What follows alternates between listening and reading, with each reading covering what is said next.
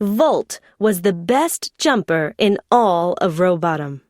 Or at least, that's what he would tell you.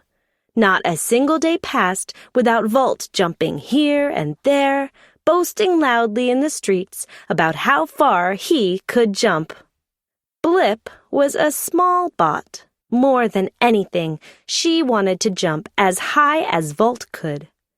One day, when Blip was practicing her jump, Volt came leaping by. "Ha ha! What are you doing, Blip?" Volt laughed. "You can't be a jumper. You weren't built for it." Volt's guffaws echoed down the street as he hopped away. Blip went back into her house, her head hung low. "What's the matter?" Blip's mother asked. "All I want to do is jump as high as Volt can," she said. "But he's right. I just wasn't built to be a jumper." Blip's mother smiled. "I know just what you need," she said, and held out a small metal gear.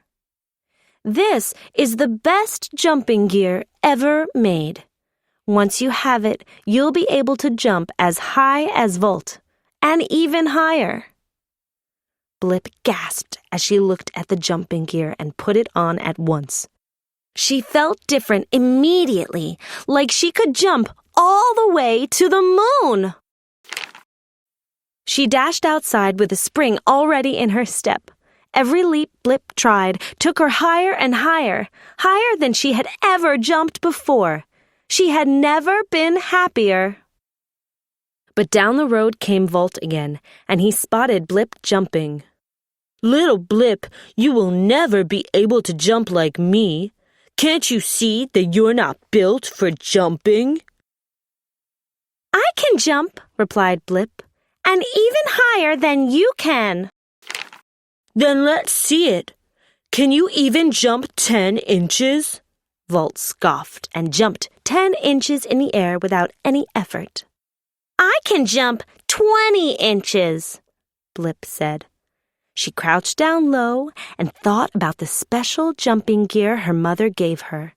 Then her feet left the ground and she jumped 20 inches.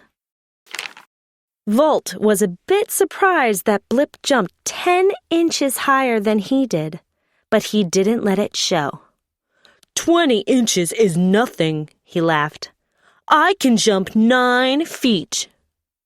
Volt jumped and landed 9 feet away with a wide smile. "I bet I could jump 7 feet farther than that," Blip said.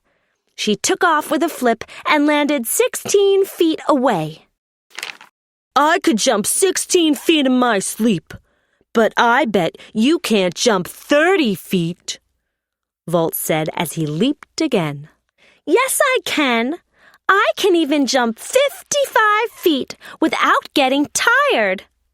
And Blip jumped 25 feet higher than Volt did. Volt was getting impatient.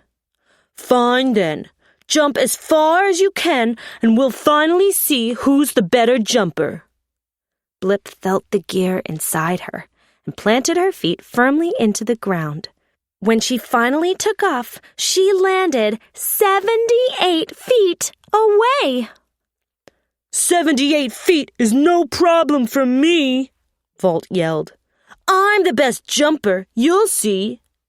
He leaped into the air and sailed toward Blip, but came crashing down at only 60 feet. Blip rushed over to see if Volt was okay. "How?" Volt demanded. "How can you jump so far? You jumped 18 feet farther than I did, and you weren't even built to be a jumping bot." Blip felt guilty and knew she had to give away her secret. She took out the special gear her mother had given her and held it out sadly. "I didn't do it on my own. It's all because of this special gear. It's the best jumping gear ever made," Blip confessed.